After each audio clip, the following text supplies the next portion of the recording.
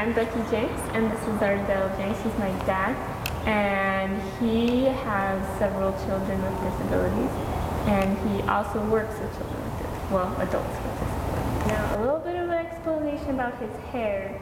He's actually he usually has it short, but he's trying to be in a play for the church, in a movie for the church. Okay, so I'm going to introduce my dad a little bit and ask him some questions. Says, first question is, how long have you been married? Opal and I met at Rick's College after my mission, and we've been married for 34 years now. What is your occupation? I'm currently driving a van for people with disabilities. I drive them to and from a sheltered workshop, and I also take them out on outings. I do job coaching. I'm their friend. So because you work with people with disabilities, you've seen a little bit of their parents. What's the difference you've seen between parents of children with mild to moderate disabilities and parents with children with severe? Well, parents that have children that are severe tend to go into one of two categories. They are overwhelmed with taking care of their children, and they tend to institutionalize them, or they become the professional caregiver. They devote their life to taking care of their children. Mild to moderate, there's a wide range of involvement. Some of them are just flustered, and some of them take great pains to try to get the proper resources and techniques involved with their children. What was your experience with people with disabilities before you had your children? When I was growing up, we had some neighbors down the road that had disabilities. They were sent to a different school. They tended to be teased a lot. They tended to be to themselves during the summers, although occasionally they would come over and we would try to be friendly with them. In grade school, I think they did have the special ed in our school for a couple of years, but they kept them isolated from the rest. When they were on the playground, they tended to be teased a lot, and we kind of got the message that if we had any involvement with them, we would also be teased. Some of the people who were not in special ed but were less capable than others in our class, I tried to befriend, although I found myself the butt of being teased. And because I do have a disability myself, I was teased a lot just because of that.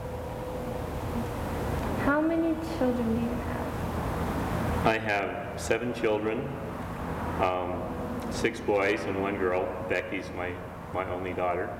I have a nice warm spot in my heart for her. They're all named after Book of Mormon or Bible characters, and so we name them off, and everybody immediately recognizes. What are their names? Alma, Nephi, Lehi, Jerem, Rebecca, Sam, and Moroni. Okay. How many of your children have disabilities? I believe all but 2 have disabilities. The 2 that I wouldn't consider disabled do have the abilities that go with our specific learning disability, but they have somehow not received the the challenges that the rest of us have. So what is this disability? It's a specific learning disability. Dyslexia is sort of a broad catch-all term for it. In our case, it's mostly extreme difficulty with spelling. I, for instance, can't spell many three-letter words.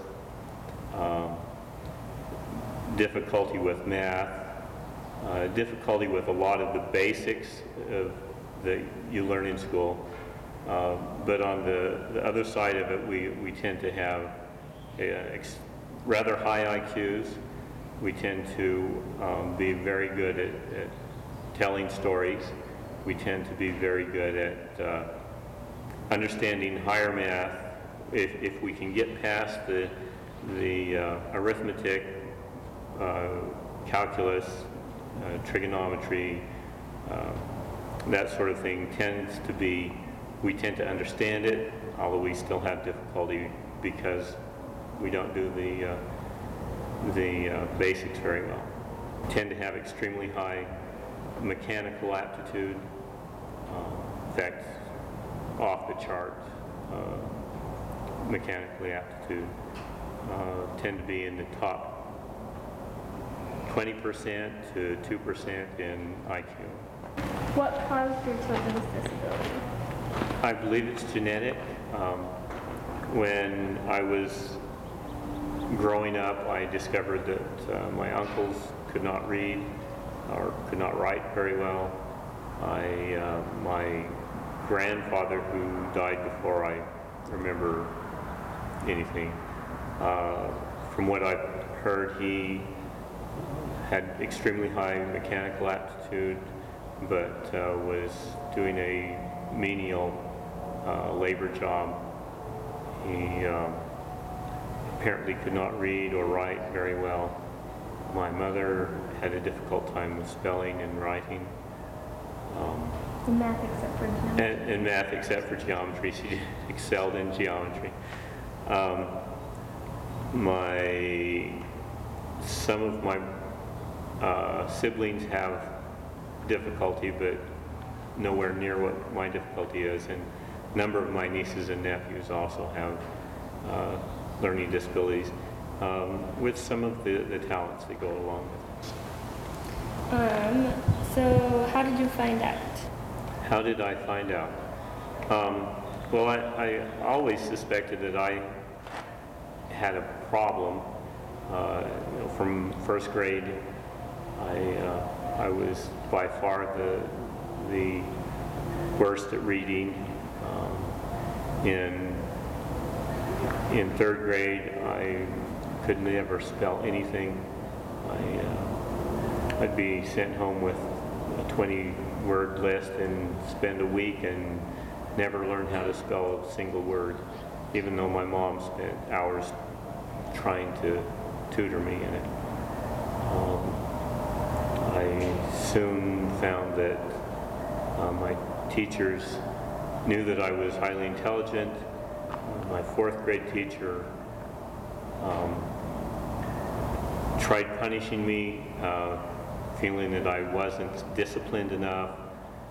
My fifth grade teacher, I spent almost the entire year out in the hall being punished for not doing my work. I couldn't do the work. I tended to be the most obedient child, but I couldn't possibly complete the work they gave me. As I grew up, every year I would search for what the problem was, try to figure out, and I could never find any help. I failed. I went to Rick's because they, at that time, accepted anybody. I flunked out. I went on my mission. They accepted all return missionaries. I flunked out again. I got married. So you didn't actually flunk out? I went on academic probation, but I got a very, very good wife. I worked as a welder because it took no um, no academic skill, and my mechanical aptitude helped a lot. I destroyed my back because I had to do heavy physical labor, and rehab sent me in for testing, discovered that I had, well, they told me I had a very high IQ and that my reading, or my spelling was at third grade, third month level, which is when you begin to spell, and they diagnosed me as dyslexic. As my children were growing up, I saw a lot of the same tendencies in them. In school, they had a difficult time, so we pulled them all out and home taught them. Most of the children, most of their years. How did you feel when you found out that your children had disabilities? When I was diagnosed, I felt relieved that I knew what it was. As my children, I realized that my children had my same difficulties. It scared me for them. I know that they have a lot of potential, and it scared me that they were going to end up with the same battle that I've had and end up being a van driver instead of an engineer.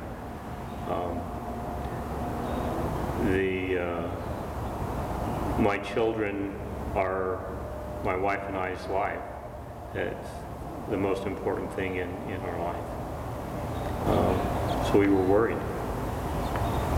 What was the hardest part about raising your children, especially the ones with disabilities? Fighting the school system, trying to get the kind of help that was needed for our children. We obviously do not fit the mold of everyone else, and the school system tended to put everybody in the same mold and do the same thing for everyone. It just does not work for us. So like I said, we homeschooled because of the frustration. It was when our first child was in third grade that we pulled all our children out. Our two oldest had opposite problems, and our third child was obviously not going to fit in the system. So we pulled them out and homeschooled. When they became older, they wanted to go to seminary in high school, and some of them wanted to take some classes, academic classes at the high school. And it was a bit of a frustration trying to, they readily accepted us back, but there was a frustration trying to get the kind of help that I knew they needed, and trying to educate the educators and to just exactly what the needs were. And some of the people at school were extremely helpful, and some of them were just not-handed. They had their minds made up, and some of them didn't believe there was any such thing as a dyslexic. They just thought they were lazy. It was a lot of work, but I think that we did a fairly good job. So what was your involvement level as a father? As a father? Well, in school? Yes. We attended everything we could. Opal went in the very early years. Opal spent an enormous amount of time volunteering. As a father, fathers tend to have a lot of duties just to take care of the children, but I spent an enormous amount of time one-on-one with my children. I still miss sitting down with Becky and going over her math problems, or being able to